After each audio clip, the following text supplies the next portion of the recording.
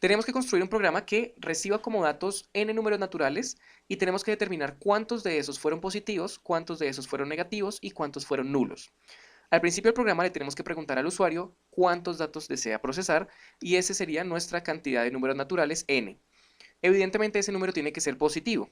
Si el usuario llega a escribir un número negativo o cero al responder esa pregunta, el programa no se ejecuta, sino que se le pide al usuario que ingrese la información nuevamente. Para esto vamos a empezar igual que en los ejercicios anteriores, preguntándole al usuario por este número n, la cantidad de datos que él desea que el programa procese. Entonces, de nuevo, igual que en los ejercicios anteriores, empezamos con una variable n, que es una variable entera, input para que se pueda ingresar información por pantalla, y aquí vamos a preguntar o a pedir al usuario que ingrese la cantidad de datos que desea procesar. Bien. Ahora, este es el número que tiene que ser positivo. Él no me puede decir que quiere procesar menos dos números. Eso no nos dice nada. Entonces, solamente vamos a trabajar if o si n es mayor que 0. Solo acá, voy a colocar un mensaje por el momento, solo por acá vamos a empezar a programar. En cualquier otro caso, y para eso hacemos un else, vamos a imprimir un mensaje por pantalla que le diga que ese no es un número correcto. Entonces, el número ingresado no es correcto. Inténtelo nuevamente. De manera que entonces si no ingresa un número positivo, pues le va a aparecer este mensaje. Ahora, si n es mayor que 0, significa que es positivo, significa también que yo puedo empezar a programar.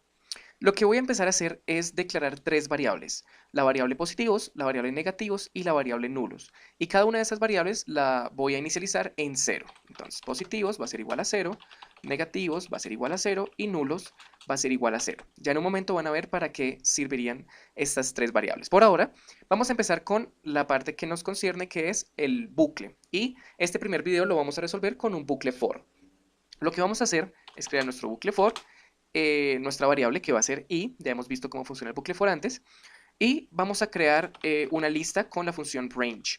Ahora yo necesito que esta lista sea tan grande o tenga la misma cantidad de datos que el n que el usuario ingresó. Entonces el parámetro que vamos a colocar aquí es n. ¿Okay? De esa manera, solo para que ustedes lo vean, vamos a imprimir la cantidad de datos que hay dentro de esa lista. De hecho lo estoy haciendo mal. Lo que necesitamos imprimir es nuestra variable i y van a ver. Si yo, por ejemplo, coloco 5 datos, me está creando una lista con 5 datos empezando desde 0. Aquí tenemos los 5 datos. Igualmente, con cualquier número que yo coloque acá. Entonces, lo que vamos a hacer es, después de haber hecho este ciclo, entender que el programa se va a ejecutar la misma cantidad de veces que el número que el usuario ingresó. Y lo que necesito que pase cuando se empieza a ejecutar este ciclo es que le pregunte al usuario por ese número entero o ese número natural que debería ingresar.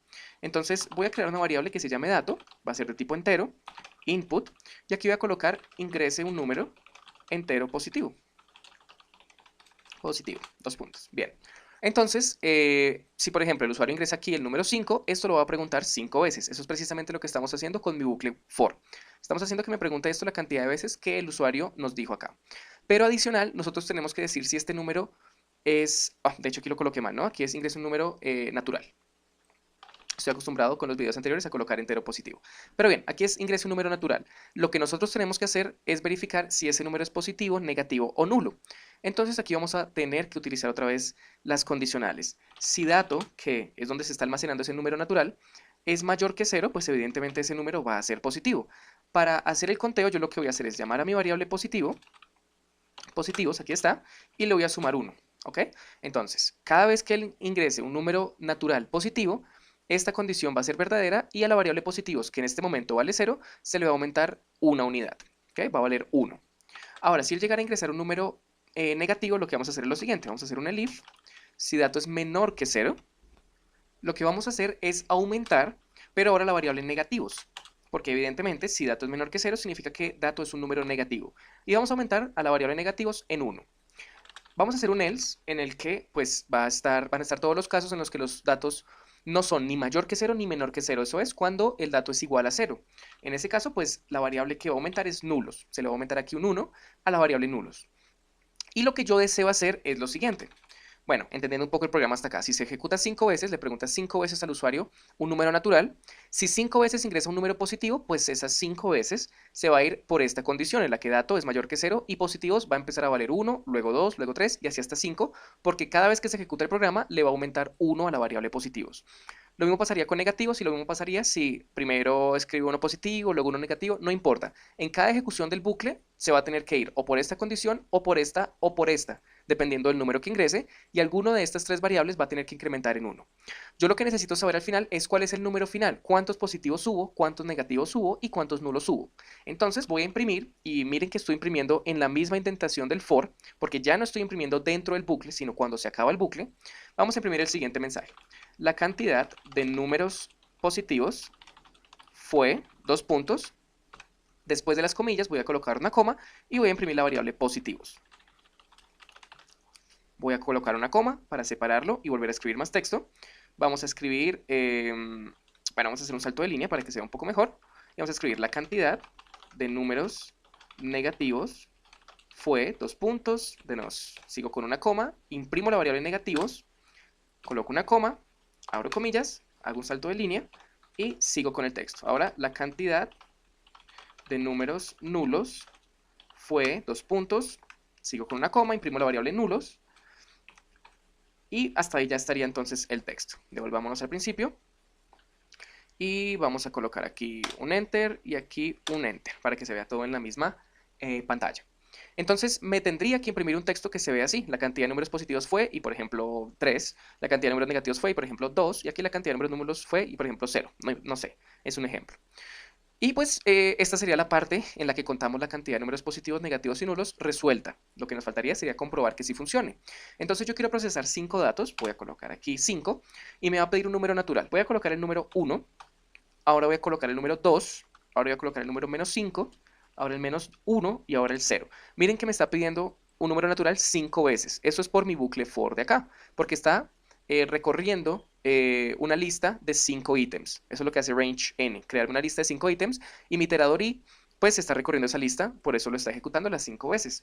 Ahora si yo le doy el enter ya me tiene que dar el resultado y me está diciendo la cantidad de números positivos fue 2, la cantidad de números negativos fue 2 y la de nulos fue 1. Evidentemente aquí hay 2 positivos, 2 negativos y 1 que es nulo. Y pues aquí ya estaría básicamente terminada la parte en la que contamos los números. Nos faltaría que cuando el usuario ingrese un número que no es correcto, se le vuelva a preguntar la información sin tener que volver a empezar con el programa. Miren que si yo coloco aquí, por ejemplo, el número menos 5, me dice que el número no es correcto, pero se acaba la programación. Entonces yo necesito que todo esto esté dentro de un bucle y hasta que no ingrese un número positivo no se termina el programa. Entonces lo que vamos a hacer es crear una variable que se llama comprobar. Esto también lo habíamos hecho en todos los videos anteriores, que es true. Y voy a hacer un while, un ciclo while, que va a verificar que comprobar siempre sea true. Entonces, mientras comprobar sea igual a true, y aquí estoy usando los dos iguales porque estoy evaluando que esto sea igual a esto, se va a ejecutar todo este código. Entonces yo lo voy a seleccionar todo y le voy a dar a tabular para que esté dentro de la indentación del while. Y evidentemente, pues, si el número ingresado no es correcto, no voy a cambiar el valor de comprobar y se va a volver a ejecutar el programa. Es decir, por si no se entiende, este while lo que hace es que cuando se termina la programación, vuelve a iniciarla, porque es un bucle, eso es lo que hace. Hace toda esa programación y la inicia de nuevo, la termina y la inicia. Mientras que comprobar sea verdadero. Yo necesito que deje de iniciarlo si el usuario ingresa un número entero positivo. Entonces aquí, después de esta condición que me verifica que evidentemente el usuario ingresó un número positivo, aquí voy a colocar que comprobar es igual a false. ¿Okay? Eso es una variable booleana, solo recibe los valores true o false. Y aquí ya estoy cambiando el estado de comprobar, entonces si es positivo me va a cambiar el comprobar a false, va a ejecutar el código que acabamos de ver, pero como ya comprobar es false, es diferente a true, no se va a ejecutar de nuevo el código. Aquí no hice eso, aquí sencillamente se va a volver a ejecutar hasta que ingrese un número correcto. Miren acá. Vamos a ingresar, por ejemplo, el número menos 2 o menos 3. Aquí me parece que no es correcto. Yo ingreso el 0, me dice que no es correcto. El 5, menos 5, perdón, me dice que no es correcto. Y evidentemente, porque me está preguntando la cantidad de datos que deseo procesar. No puede ser ni 0 ni un número negativo. Pero si coloco 3, por ejemplo, va a empezar la programación. Entonces ingreso un número natural, 1, 2 y 3. Aquí me pidió el número 3 veces porque fue la cantidad de veces que yo le dije que quería que me preguntara por un número. Y me está diciendo que la cantidad de números positivos fueron 3, negativos 0, nulo 0, pero se acabó el programa. Eso es porque yo cambié el estado de la variable comprobar y al haberlo cambiado, esta condición ya no es verdadera, por lo que el bucle ya no se ejecuta de nuevo. Este es básicamente este programa terminado, el ejercicio número 4. Este código va a estar disponible en el blog para que ustedes lo copien y lo usen en sus proyectos. Y dejamos entonces el video hasta aquí. En el siguiente video vamos a resolverlo de la misma manera, pero en vez de usar un bucle for, vamos a usar un bucle while. Evidentemente, este ejercicio se debería resolver solamente con un bucle for porque sabemos la cantidad de veces que se va a repetir este bucle. Sabemos que se va a repetir estas n veces. Y ese es precisamente el uso del for. Nosotros usamos while cuando no sabemos la cantidad de veces que algo se va a repetir y for cuando sí. Pero de igual manera, por fines pedagógicos, sería interesante ver cómo se resolvería con un bucle while